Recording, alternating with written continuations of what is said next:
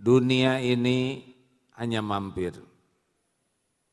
Seperti berulang ayat yang dibaca Al-Anbiya ayat 35. A'udzu billahi minasyaitonir rajim. Kullu nafsin dha'iqatul maut. Jadi kalau saya lihat dari depan, ini wajah-wajah dalam antrian. Antrian dijemput malaikat maut. Semakin hari semakin dekat. Semua sudah dapat nomornya. Kita akan meninggal pada waktu yang pas. La yastakhiruna sa'ata wala yastaqdimun. Tidak bisa diakhirkan, dimajukan. Tidak ada yang membuat kita meninggal kecuali satu saja. Waktunya tiba, malaikat pencabut nyawa diperintahkan Allah mencabut nyawa kita. Yang kedua, kita akan datang ke tempat kita dicabut nyawa. Jadi saudara-saudara kita yang wafat waktu tsunami, bukan tsunami yang menyebabkan wafat, tapi waktunya tiba. Di tempat yang ditetapkan dan dengan cara dijadikan syuhada. Maka rasa duka itu harus segera terhibur dengan bahagianya dijamu sebagai syuhada. Jadi yang pertama saya lihat ini wajah-wajah calon mayit, ya. Termasuk wajah ini. Ustaz, berapa usia? 42. 42, saya 63, sudah pas ini. Tapi ada juga yang meninggal 43 Ustaz, ya. Jadi harus siap, ya. 3 misteri kematian, waktu, tempat, cara. Wa nabluukum bisyarri wal khairi fitnah, dan kami mengujimu dengan keburukan dan kebaikan sebagai cobaan yang sebenar-benarnya.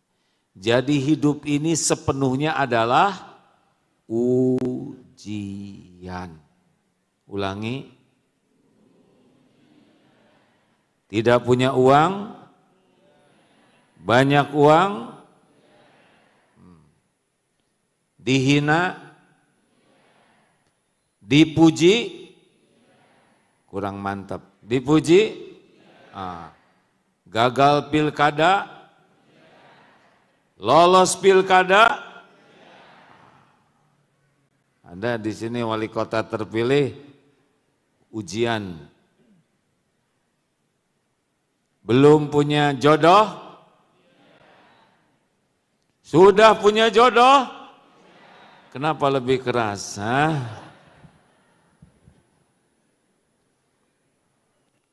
Follower cuma 1, banyak follower, semuanya ujian hidup ini. Sukses itu di mana? Sukses itu kalau lulus ujian. Jadi ahli sorga, itu sukses. Dunia tidak bisa sukses asli. Dunia ujian saja. Makanya jangan suka iri dengan yang rumahnya bagus. Itu sebagai ujian. Keren di dunia, tapi ada yang selanjutnya. Wa ilaina turja'un. Kembali nanti semua ke Allah.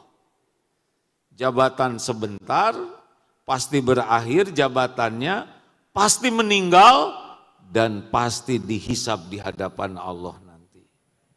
Tuh, kalau sudah begini kita tidak akan iri lihat orang lain. Wah, itu mobilnya bagus, di akhirat mobil itu yang akan bikin sengsara. Wah, rumahnya megah bagai istana, di akhirat itu rumah itu yang akan dihisab. Wah, ini jabatannya tinggi, jabatan itu nanti yang akan membuat nelangsa kalau tidak dengan cara yang Allah suka.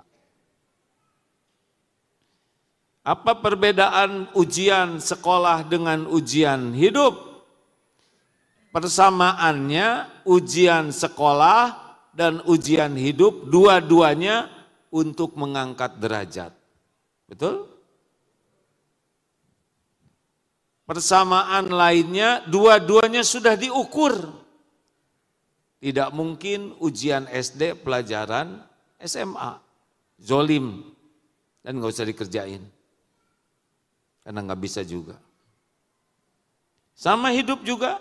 La yukallifullahu nafsan illa wus'aha. Allah tidak membebani seseorang kecuali sesuai dengan kesanggupannya. Allah tahu siapa kita, lebih tahu dari siapapun.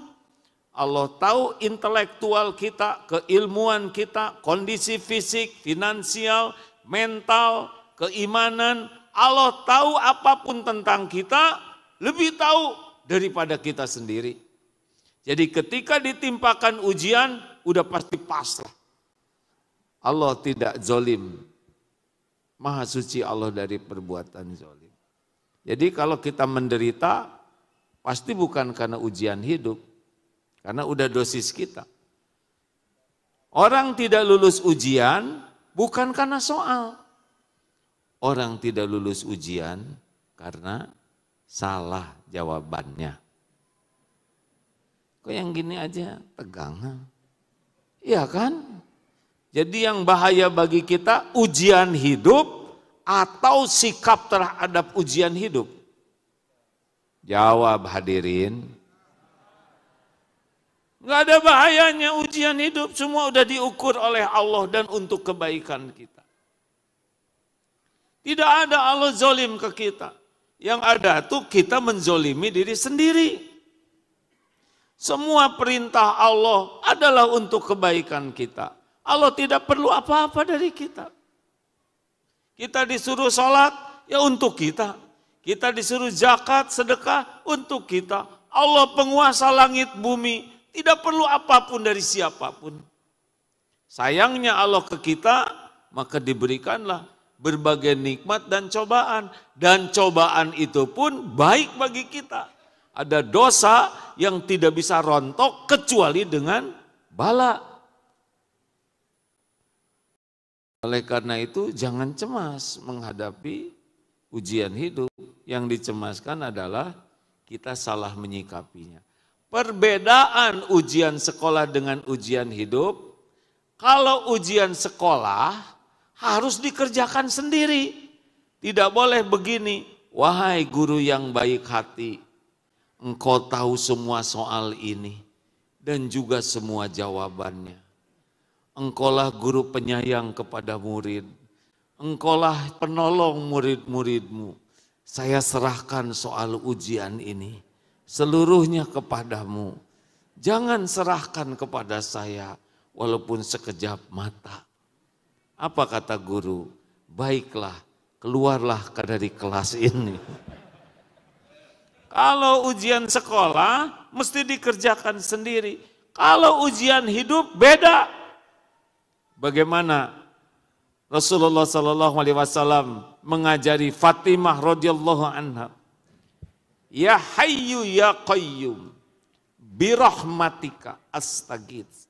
Wahai Allah yang maha hidup, wahai Allah yang mengurus segala-galanya sendiri, tidak memerlukan bantuan siapapun, terus menerus, ya Qayyum birahmatika, dengan kasih sayangmu, rahmatmu, astaghits, tolonglah saya, aslih li sya'ni kullah, perbaiki urusan saya seluruhnya, wala takilni ila nafsi tarfata ain, dan jangan serahkan kepada saya walaupun sekejap mata.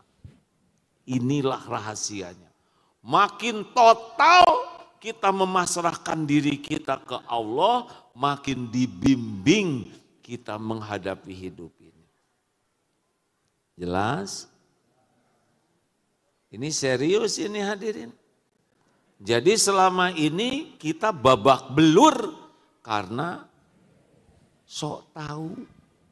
Udah bodoh kita ini, jangan tersinggung ya. Udah bodoh banyak mikir. Mau mikir apa? Masalah kita itu kebanyakan mikir, kurang zikir. Betul? Ulangi, masalah kita apa? Kita semua kita pikirkan, tapi tidak nyantel kepada Allah. Padahal yang Allah sukai adalah zikrullah, tidak ada tandingannya. Allah menurunkan para nabi untuk apa? Untuk umatnya mengenal Allah. Untuk umatnya tahu siapa Tuhannya. Tahu bagaimana cara mengabdi kepadanya dan tahu resikonya. Kalau patuh apa, kalau tidak patuh bagaimana? Itu tugas para nabi.